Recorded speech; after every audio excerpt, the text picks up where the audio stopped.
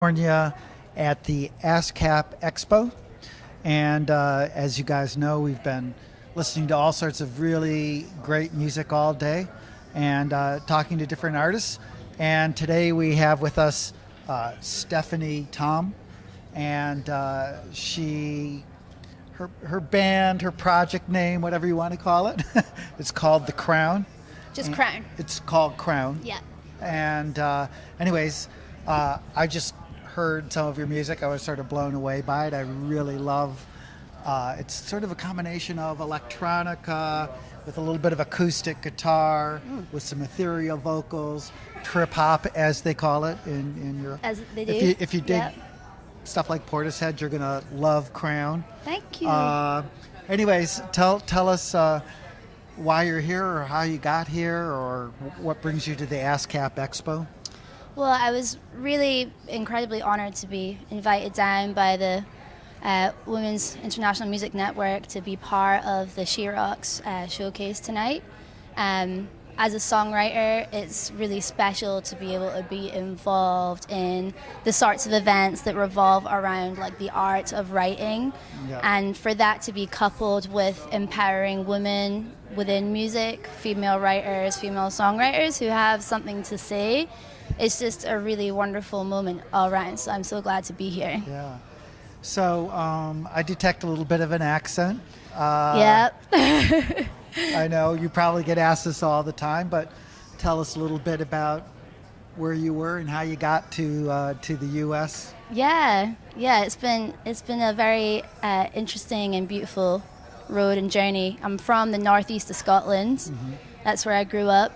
I grew up in a city called Aberdeen, but all of my family are very country, rural based. So the kind of culture of folk, be it music, people, stories, art, is very much in my blood. And I reinterpret that with my kind of own musical tastes and interests, which has been more to do with the road that followed. I went and studied music in England, lived for some years in London before moving over here, and I've been in the US for the last couple of years, working in a few different capacities, but all within music, and just trying to share what I do, the stories that I tell, with as many people as possible. Now, I noticed in your music you have both sort of acoustic and these electronic textures. Do you do all of the backing yourself? Do you create those? So the song that you listened to, I co-produced with a wonderful musician and producer called Jesse Fisher. He has great music out to check out. He's based in New York. I split my time between New York and LA. I'm really, live music is really important to me. Musicianship is really important to me, and I'm really big into kind of harmony and sound, but I'm also I'm a pop music lover. I love electronic music and I love produced music, and I'm a big hip hop fan. Yep. So I like to create things in loops and almost to create this sort of more trance-like space. And that's where I feel electronic sounds and acoustic sounds kind of marry and meet the best often, is when you're creating that loopy, trance-like, vibey kind of space, Yeah. Well, it's sort of funny. In some ways, sort of electronic music, like working on your computer, creating loops, it's almost like the new folk in a way. I mean, completely. Back in the day when you wanted to accompany yourself, without having a lot of people with you, you could just pick up your acoustic guitar and sing your songs. Totally. And there's sort of almost no different, right, between... I totally agree. It's the tools of today. Yeah. I was watching this great documentary about the songwriters in the village, in Greenwich Village in New York in the 60s. I really try and advocate hippie philosophy as much as possible, within my music. And it's so funny that, they were saying, you wouldn't take a guitar case. You would just have your guitar on your back. That was your tool for the day of the day. And that's the thing that's incredible now. You can make a whole album on your phone if you want to. Yeah. It is the means by which we transmit our messages and express our music, Whoop. So yeah, it's Spirits completely that. are speaking. They to agree. us. They agree. They agree. So you've been here in where are you from in the U.S.? You in Los Angeles area? I have an apartment in Harlem in New York. Oh, nice. I spend a lot of time in LA. All of 2017 has been in LA for me so far because there's been great things happening for me here. So I'm a traveler in the folk sense that I will go where the music takes me. So what do you think is the difference between playing to New York audience and LA audience? Ooh. I think I love the West Coast culture, especially in the spaces that I'm in a lot. I'm a big jazz fan, so Yeah. the jazz scene here is doing such incredible things with like being progressive and really stepping outside the boundaries of genre, and I really love that. The same is happening in New York in a different kind of way. So they both have like very strong eclectic spaces, and I think like fans and audiences follow suit. Like we're very lucky, both cities. Everyone is sort of super cultured and interested, and they investigate. So they're engaged, and I'm really grateful. It's a little more hippie out here than it is in New York. It is. I mean, I live in Brooklyn, so right. So it definitely it's is more hippie. aggressive. I mean, coming from London, like people will be like, "Oh yeah, that New York pace," and I'm like, I think the London pace could probably challenge it a bit, in terms of, I'm used to that kind of fast-paced space, but I think the Scottish country in me likes being out here and, things being still. I do great writing here because of that, so. Yeah. I do think it is important to say that it's, even though we talked a little bit about these electronic aspects and there's acoustic guitar in there and these ethereal vocals, but I do feel like a lot of R&B in the melodies that you write. There is that bit of hip hop definitely in there.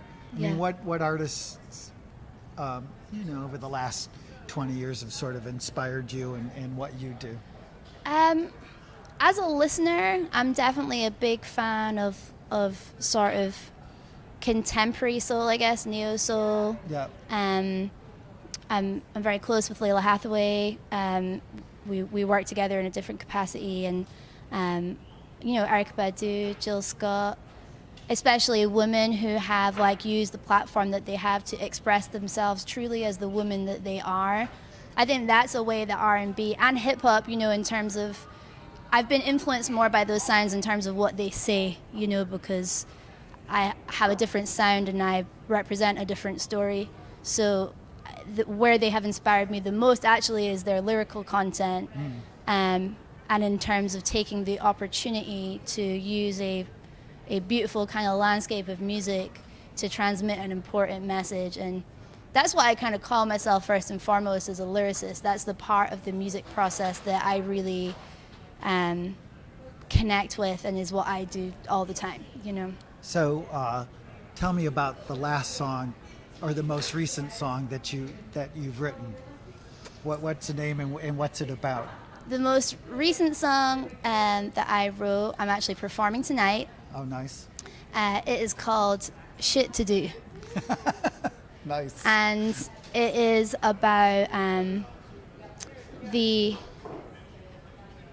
about patriarchal imposition. So it is trying to deconstruct the ways in which women's greatness is interfered with by a conditioning that a lot of us, including myself, can't help. Sure. A lot of the time. Our default emotional space has been sort of narrated by someone else. So it's a song trying to address that, and I look forward to seeing what others think about it. Us men aren't allowed to cry. That's the thing. We have our own set of issues too, as well. Society imposes on us. Completely. I think that's where, a focus on women, which there is in a great way at the moment, isn't about being exclusive or exclusionary. I think we all need to come together to think not in a female energy headspace, but in an inclusive, holistic way that isn't often encouraged by traditional kind of masculine energy. We certainly know it isn't by patriarchy, but that whole kind of coming together energy, it's something that we all need, feminism. And I kind of use that word sort of with caution, because it can mean so many different things, so many different people. Absolutely. But the essence of feminism for men is really important. I do feel like, just observationally, that, I've got a young son, and all of his friends, college age kids and stuff, that a lot of those notions, traditional notions, are in the process of wearing away a little bit. Yeah. People do have a more open mind. Yeah. And if women want to borrow some male energy, they can borrow that, and if men Absolutely. can borrow some female energy, they can borrow that. You know? I couldn't agree with you more.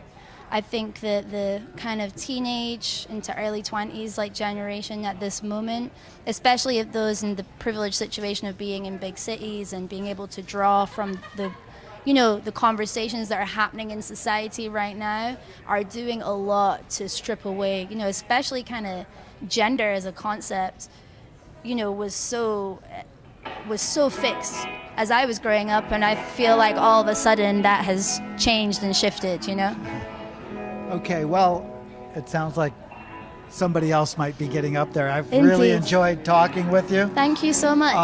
And if people want to hear your music, is there a good place to go up online and listen to it?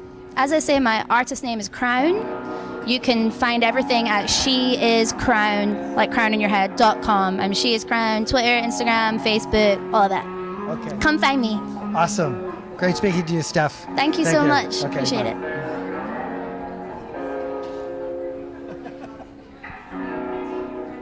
Beautiful.